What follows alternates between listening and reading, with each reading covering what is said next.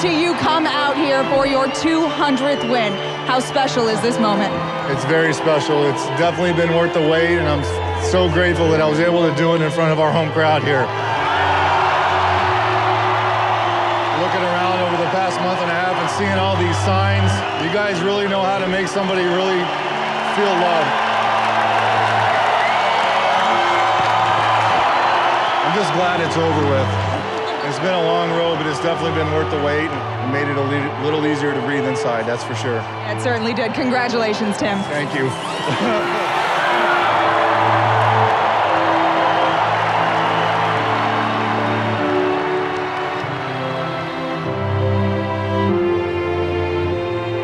When Tim finally won his 200th game, I think you saw what it meant to the team for him to achieve that. And you get a sense of the community that exists in a baseball clubhouse. To me, those are the best moments in the game. Congratulations to Tim Wakefield, who's a 200-game winner.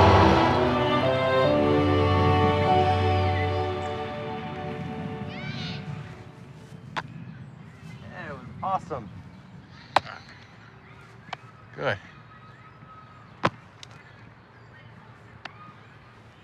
Good, babe. Dickey's value to the Mets was almost immeasurable this year. And he seemed to get better as the year went on. Nice. Oh. And September turned out to be the best for him. His ERA, which was 1.82, was among the best in baseball, and put him in similar conversations with Tim Lincecum, Clayton Kershaw, some of the best pitchers in the league. Good. Now take a big step and throw. And I think that's because he's never taken anything for granted. He still took the mound each time, thinking that it could be his last. And throw. Good. That's great. Here, try one more.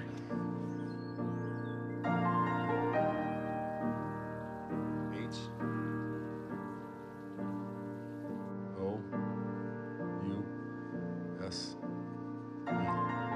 Good job. Remember, you gotta turn the paper sideways, okay?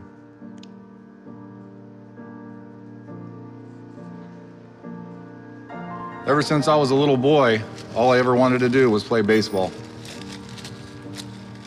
Even at an early age, after I had learned to write in cursive, I would always practice my autograph in hopes that one day I would become a big leaguer.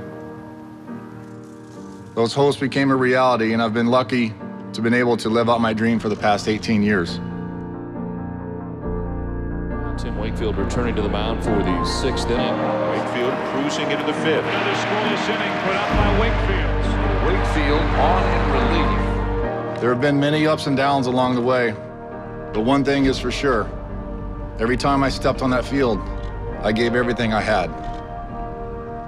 So it's with a heavy heart that I stand here today. And I'm saddened to say that I have decided to retire from this wonderful game of baseball.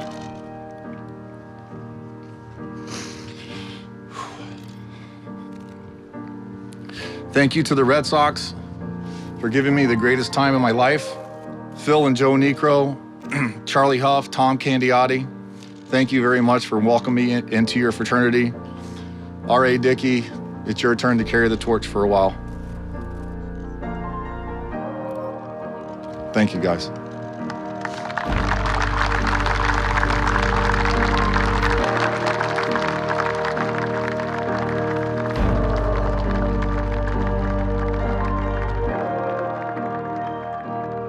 With Tim Wakefield's retirement, that leaves R.A. Dickey now as the last remaining knuckleballer in the major leagues and puts the future of the pitch in very murky waters. I think somebody's always going to come along and throw it. The problem's going to be you got to be successful right now. And you got to be with an organization, with a manager that is willing to sit on his hands while you don't do well. learning the pitch and walking with other men who have thrown the pitch, you can't help but want to do good by it. So there is a part of me that hopes that I can pitch long enough for the next person to come, because that's what Tim did. It's not going to be extinct, that pitch. Skinny kids, non-athletes, they're going to be out there playing catch with their father to see if they can throw a damn ball that doesn't spin.